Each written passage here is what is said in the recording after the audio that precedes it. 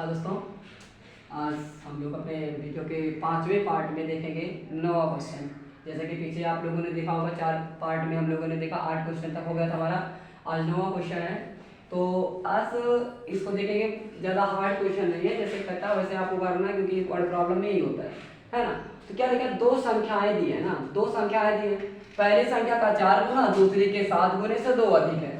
पहली संख्या के 2 गुने और दूसरी के 7 गुने का योग 92 है। तो संख्या बताइए। तो दो संख्या बोला है, तो पहले हम दोनों संख्या मान लेते हैं। देखो यहां से हल करते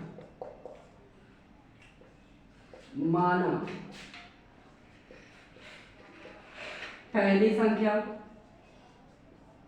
बराबर यक्स है और दूसरी संख्या क्या है, वाई है।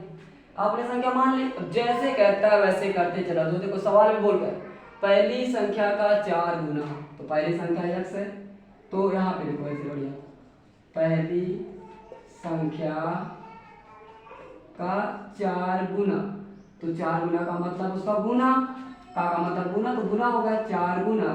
क्या कह रहा है, दूसरी के 7 गुने से, मतलब क्या है, दूसरी के 7 गुने से 2 अधिक है। मतलब बराबर कैसे है, दूसरी के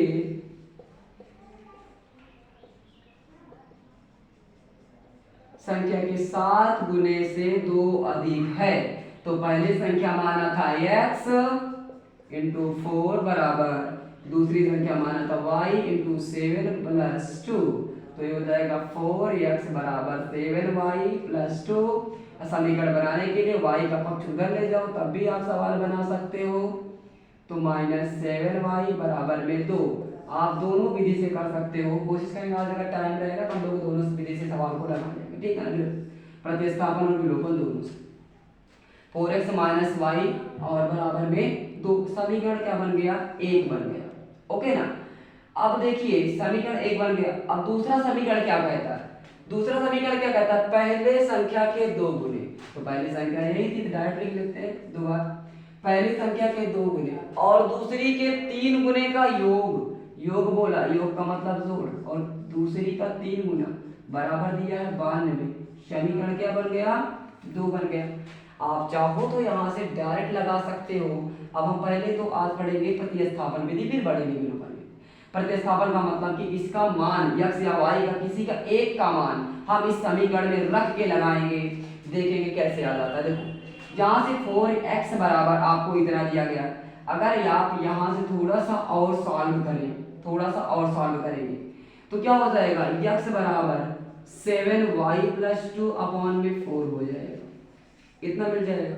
अब मतलब कि x के जगह पर आपको 7y प्लस 2 अपॉन 4 रख देंगे, तो आपको x का मान यहाँ पे रख देंगे, तो बस केवल y बचेगा, और y अकेले बचेगा तो y का मान निकाल लेंगे।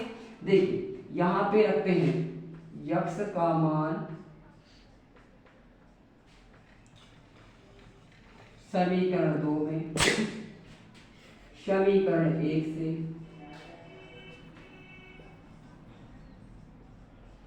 रखने पर, ठीक है ना, क्या होगा 2 इंटू, अगर हम बात करें तो 2 इंटू 7y प्लस 2 अपॉन में 4 और प्लस में 3y बराबर में 92। ओके ना। यहाँ से देखो 2 2 जब 4 कट गया, बचा क्या, देखिए 7y प्लस 2 अपॉन 2 प्लस में 3y बराबर में 92। अगर इसका एलसीएम लेंगे तो 7y प्लस 2 प्लस में 6y और बटे में 2 बराबर में 92। अब इसका ट्रांसफर यहाँ कर दो और इसको जोड़ दो, y है ना, जुड़ जाएगा। 7 से 13y प्लस में 2 बराबर में 2 दूनी 4, 9 दूनी 18, 184। तो 13y बराबर 184 माइनस 2, तो 13y बराबर क्या हो गया, 182। 13 से काट दीजिए, 13 इकन्नम 13, 13 चौको 52। y का मान कितना आके निकला है हमारा 14, मतलब 14। अब y का मान आप इसी समीकरण में रख दीजिए, ठीक है ना, इसमें रख दीजिए। y का मान, ये समीकरण आपका एक ही तो है ना, y का मान समीकरण 1 में रखने पर, ठीक। तो समीकरण 1 का ही तो एक बार पूरा डिटेल्स दिया गया। x बराबर 7 इंटू 14 प्लस 2 अपॉन में 4। तो x बराबर 14 का टेबल 7 टाइम पढ़ो, कितना हो जाएगा? 14 सत्ते 98 प्लस में 2 बटे में 4, है ना। x बराबर 98 2 100 बटे में 4, 100 काट दीजिए, x बराबर कितना आ गया? 25। तो हमारी पहली संख्या आ गई 25 और दूसरी संख्या हमारी आ गई 14, ठीक है ना। तो आई होप आप लोगों को ये तरीका समझ में आया होगा। हम लोग अब देखते हैं अपना अगला तरीका, कैसे इसी सवाल को हम लोग एक और तरीके से सॉल्व कर पाते हैं। देखिए रहेगा समीकरण 2 वही रहेगा। अब फर्क क्या होता है, देखो फर्क ये होता है अभी तक हमने x का मान या y का मान रख के देखा। अब हमको क्या करना है, इस विधि को विलोपन विधि का मतलब होता है इसको माइनस प्लस करके काटना है। अब देखो किसी एक का मान बराबर करना पड़ेगा, या तो x का मान बराबर करना पड़ेगा या तो y का मान बराबर करना पड़ेगा। हमको ध्यान से देखो तो देखो यहाँ 4 है, यहाँ पे 2 है, तो y का मान बराबर करने के लिए चाहे x का मान बराबर करने के लिए समीकरण में 2 से गुणा कर दे, बराबर हो जाएगा, ठीक है। लिख लीजिए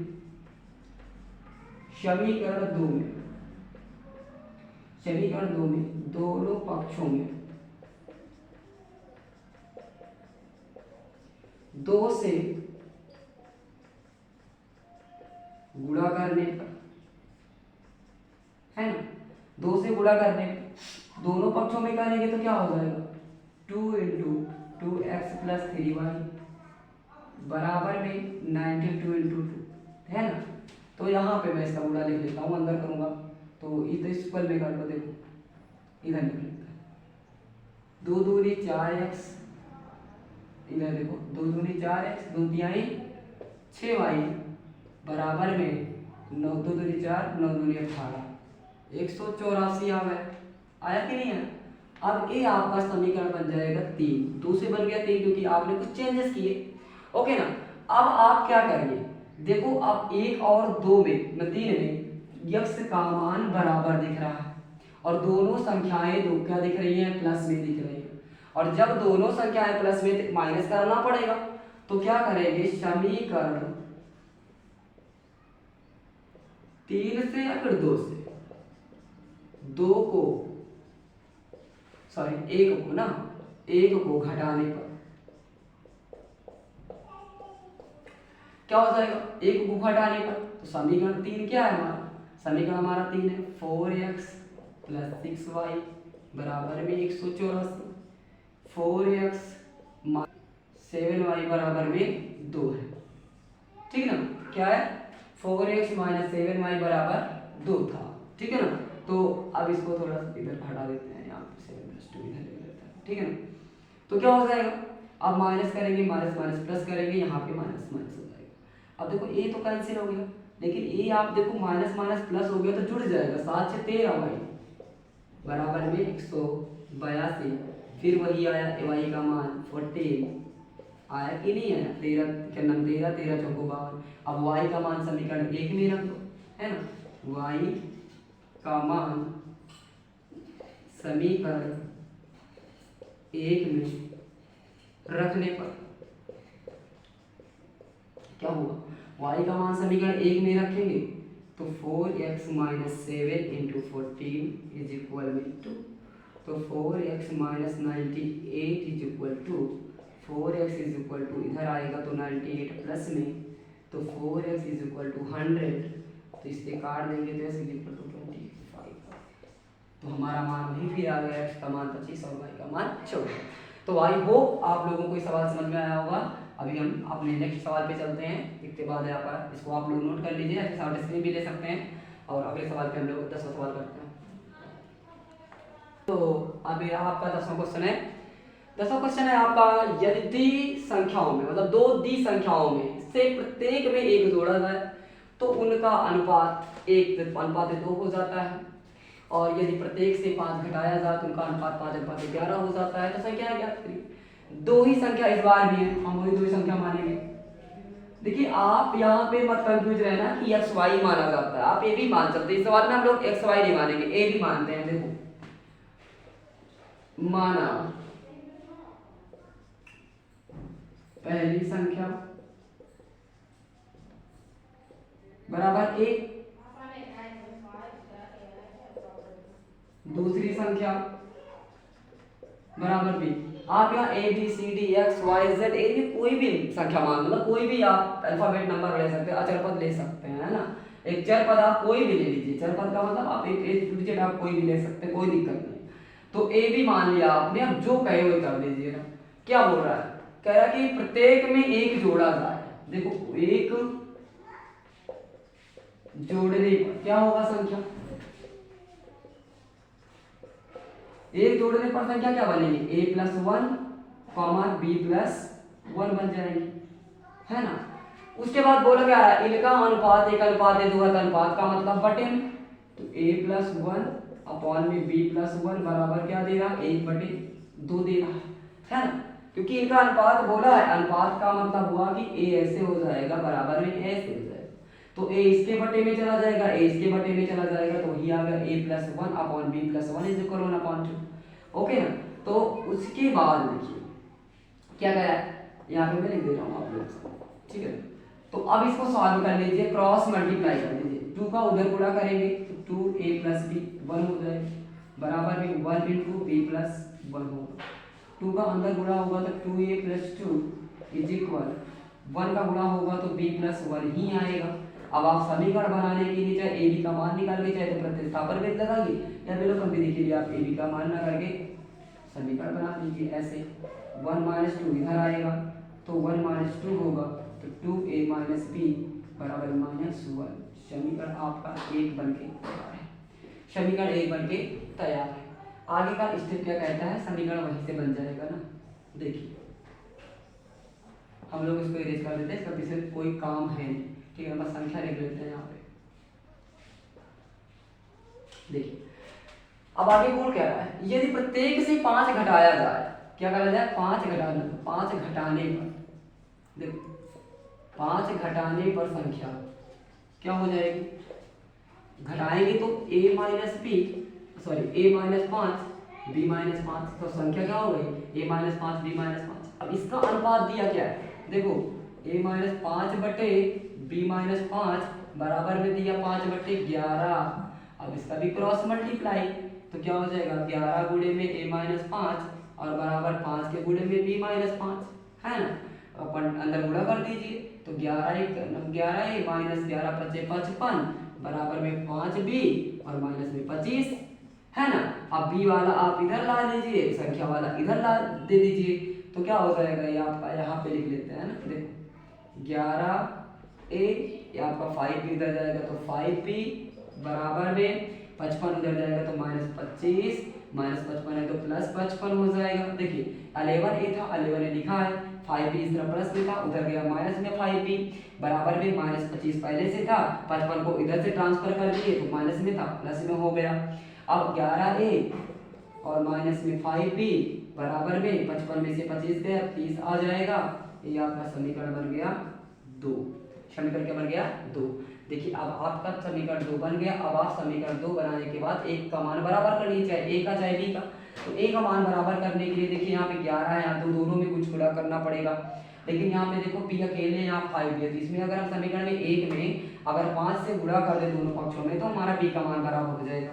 तो कर देते हैं, देखिए समीकरण 1 में दोनों पक्षों में 5 से गुणा करने पर क्या होगा, 5 इंटू 2a माइनस बी बराबर में माइनस 1 इंटू 5, तो 5 दूनी 10a माइनस 5b बराबर में माइनस 5। ये समीकरण आपका बन गया, एक एक्स्ट्रा आपका तीसरा बन गया, है ना। अब समीकरण 3 से आपको मान किसका काटना है, b का काटना है। देखो b दोनों माइनस में, अगर दोनों माइनस में है मतलब दोनों समान, अगर किसी समान सिंबल में मतलब समान चिन्ह में है तो हमेशा घटाया जाएगा जिसको काटना है। तो देखिए 5 आपको b को काटना है क्योंकि b का मान बराबर है, तो b का मान बराबर है, काटना है तो, और सिंबल समान है तो आपको माइनस करना पड़ेगा। तो क्या लिखेंगे, समीकरण 3 से 2 को घटाने पर, अब इसी को कर दीजिए, 3 से 2 को 3 से, आंसर आपका वही आएगा, चाहे जैसे कर सकते हैं। चलिए इधर देख लेते हैं, इधर करेंगे तो क्या हो जाएगा, 3 हमारा क्या, 10a माइनस 5b बराबर में -5, और इधर 11a माइनस में 5b बराबर में 30 है ना। अब देखिए कितना हो जाएगा,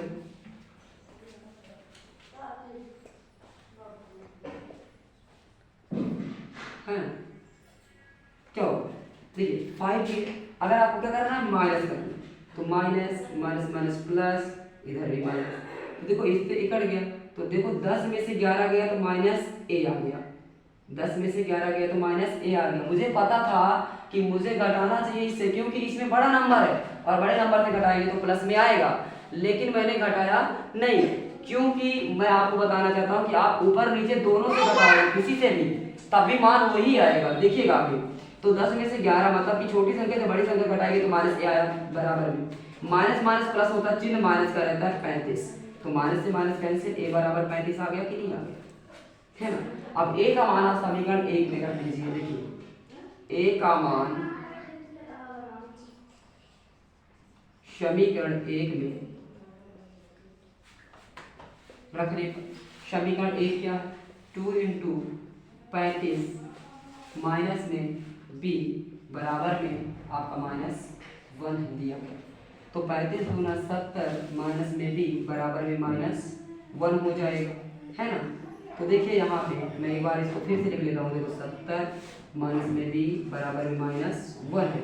आप चाहो तो 2 तरीके से, आप चाहो तो b को इधर ला लो, 1 को इधर, देखो कैसे, 70 है, 1 को लाओगे तो माइनस में इधर प्लस में, और b देखो माइनस में उधर जाएगा इक्वल में, तो b प्लस में, तो 70 1 71 बराबर में b, आपका a और b का मान आ गया। हमने a बराबर निकाला कितना है, a का मान है 35 और b का मान हमने निकाला है 71, कितना 71। तो आई होप आप लोगों को ये दोनों सवाल समझ में आए होंगे, और आप इस सवाल को भी अगर आप लोग इस प्रतिस्थापन विधि से कर सकते हैं, तो आशा करते हैं कि आप लोगों को ये सवाल बहुत अच्छे समझ में आया होगा।